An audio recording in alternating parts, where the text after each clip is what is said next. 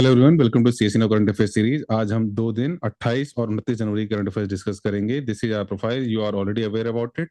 बार बार हम एक ही बात कहते हैं कि 2-2 घंटे 1-1 घंटे का करंट अफेयर्स वीडियो आप रिवाइज नहीं कर पाओगे। सिर्फ रेलिवेंट क्वेश्चन, एक दिन में 5-7 क्वेश्चन 8 क्वेश्चन, इससे ज्यादा क्वेश्चन जो हैं पॉसिबल नहीं बन पाना। एक महीने में 100-150 टॉपिक्स बहुत होते हैं।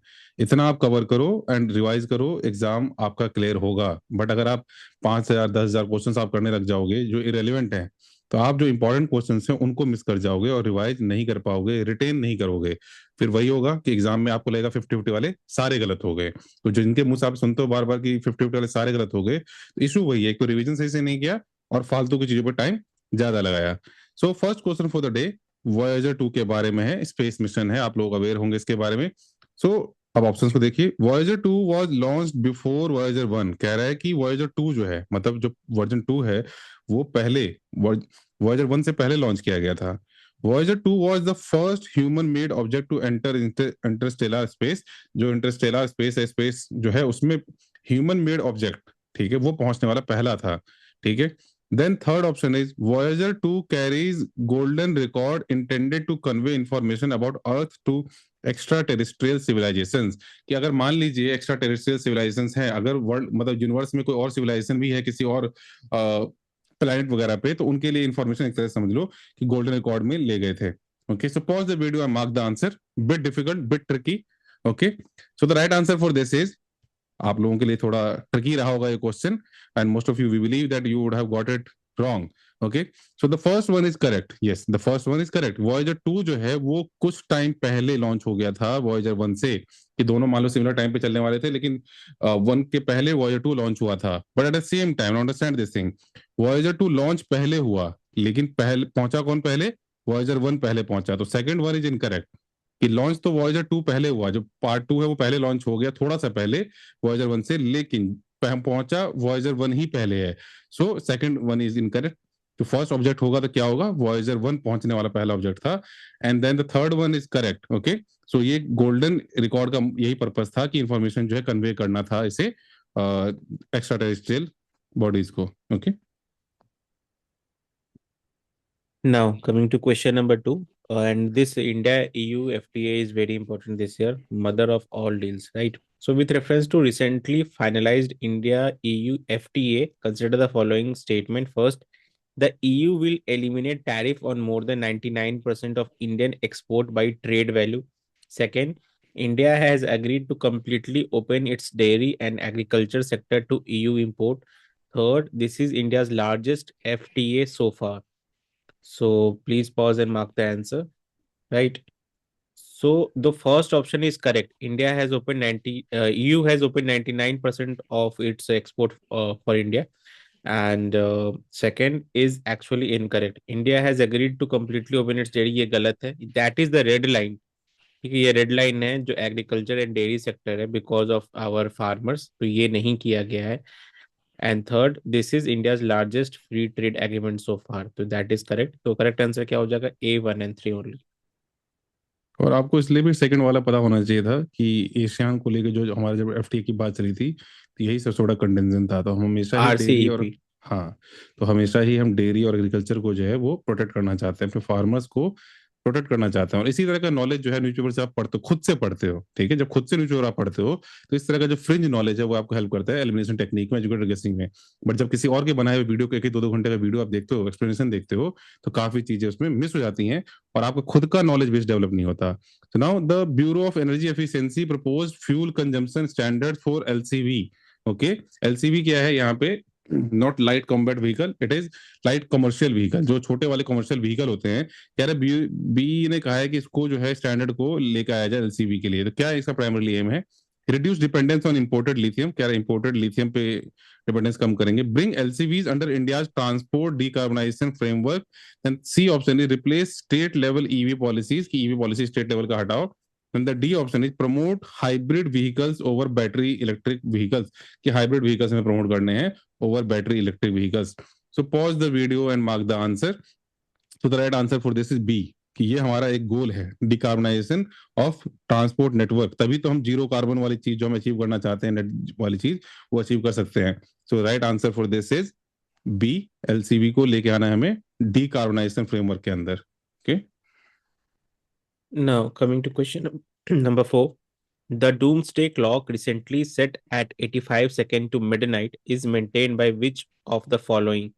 First, UNSC, United Nations Security Council. Second, International Atomic Energy Agency. Third, Bulletin of the Atomic Scientist.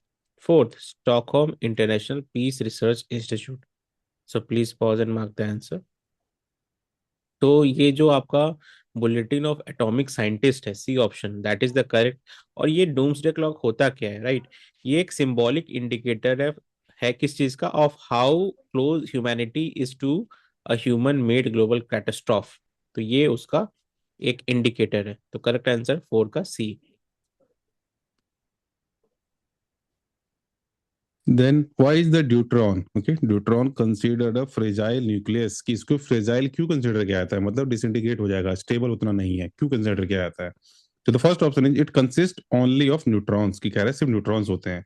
B option is it has a very low binding energy, very low binding energy between its nucleons, जो nucleons हैं उनके बीच में binding energy जो bind करे वो बहुत कम है।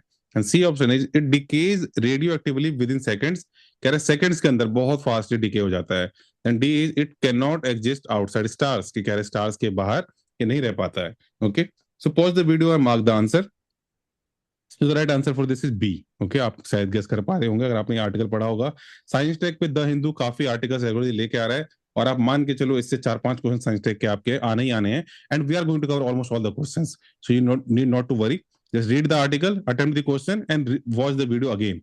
ओके, सो ड्यूट्रॉन होता क्या है? One proton and one neutron, की वन प्रोटॉन, एक जो है आपका प्रोटॉन होगा और एक जो है आपका न्यूट्रॉन होगा, लेकिन इनके बीच में क्या होता है, बाइंडिंग एनर्जी बहुत कम है। जब बाइंडिंग एनर्जी बहुत कम है तो वो फ्रेजाइल हो जाएगा, उतना स्टेबल नहीं रहेगा। So B is the right answer. Now, coming to question number 6, with reference to the National Human Rights Commission, NHRC, consider the following statement. First, NHRC is a constitutional body established under Part 4 of the Constitution.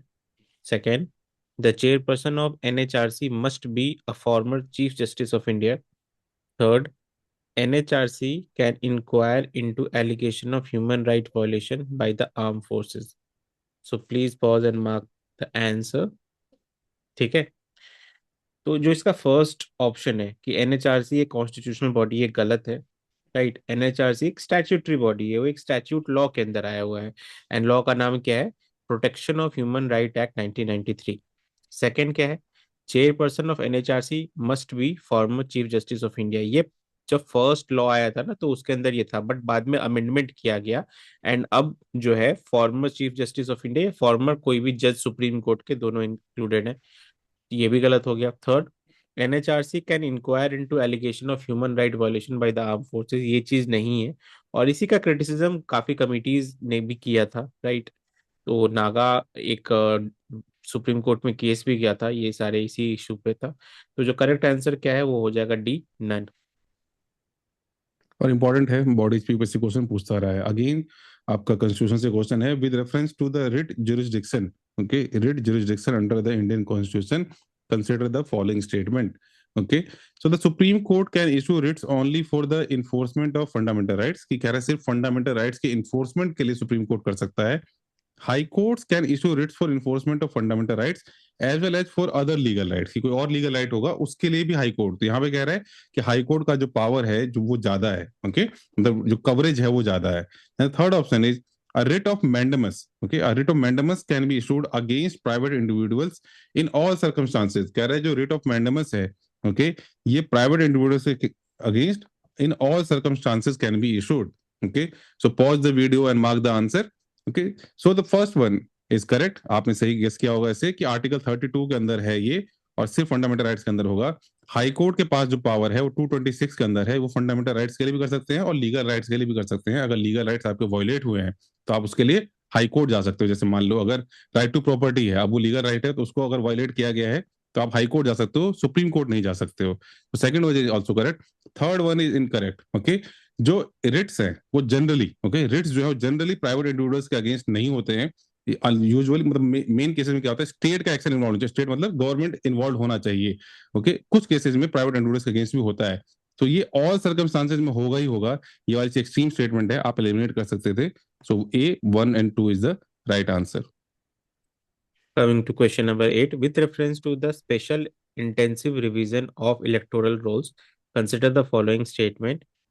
First, the Election Commission of India derives its power to conduct SIR from Article 324 of the Constitution. Second, Section 21, Subclause 3 of RPA 1950 empowered the Election Commission to conduct a special revision in such manner as it thinks fit. Third, the Election Commission is completely free from procedural requirement while conducting SIR. So please pause and mark the answer. ठीक है, तो जो first आपका statement है कि election commission of India derive its power to conduct SIR from article 324 of constitution, ये सही है क्योंकि उसमें सुपर इंटेंडेंस का पावर है इलेक्शन पे ईसीआई के पास। सेकंड जो स्टेटमेंट है कि section 221 sub clause 3 RPA 1950 empower करता है इलेक्शन कमीशन को, वो भी सही है। थर्ड जो है आपका है, ये क्या बोल रहा है कि completely free from procedural requirement, क्या ऐसा हो सकता है डेमोक्रेसी के अंदर? राइट, नहीं हो सकता। ये एक्सट्रीम स्टेटमेंट है, थर्ड स्टेटमेंट इज इनकरेक्ट। तो करेक्ट क्या आंसर हो जाएगा आपका? ए 1 and 2 ओनली।